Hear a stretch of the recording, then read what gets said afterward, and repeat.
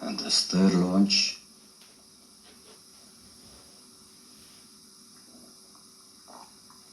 proved rather more troublesome than either of the first two.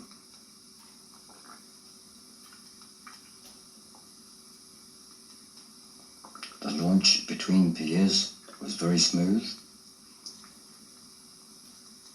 but after the frame had been fitted, close-up shot shows snagging of the wire strops as the frame comes to its vertical position, and then there is considerable snagging and breakage.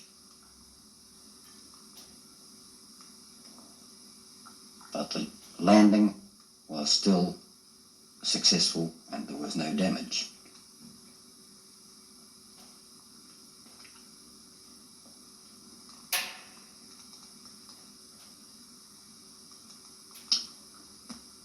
At about this stage there came the opportunity to fly through the Haast Valley, and opportunity was taken to film as much of the road as we could.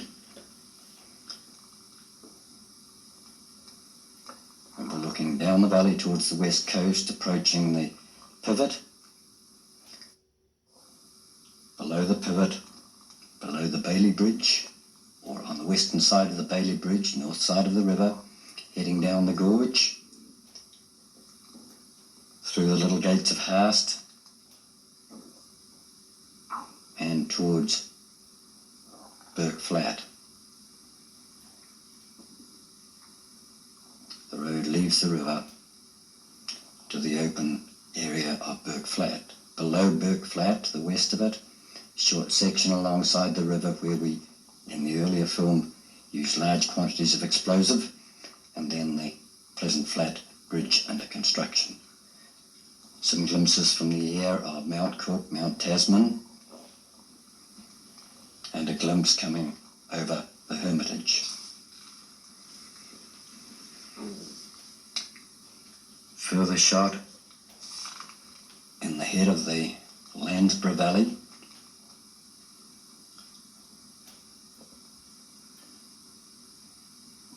with Mount Tasman in the centre and Mount Cook to the left and behind.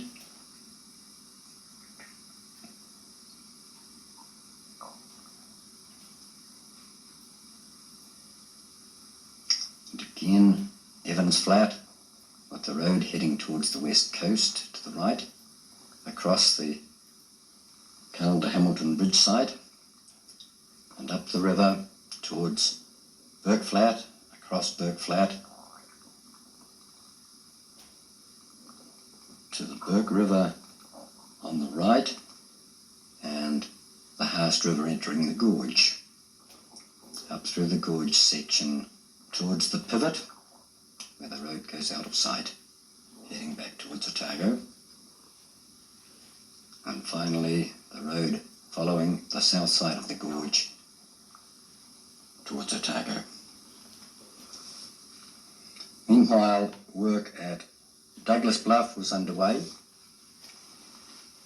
This was better rock,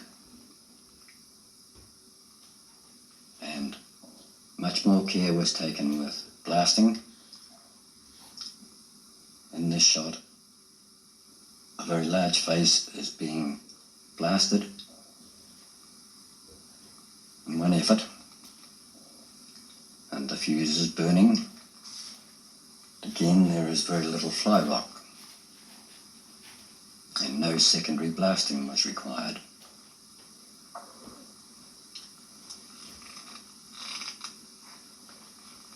Here, the heavier rock particles, 1 ton and greater, were reserved for river protection works. Further shots were not so successful because weather conditions, water, interfered with the explosive, and a full blast did not occur.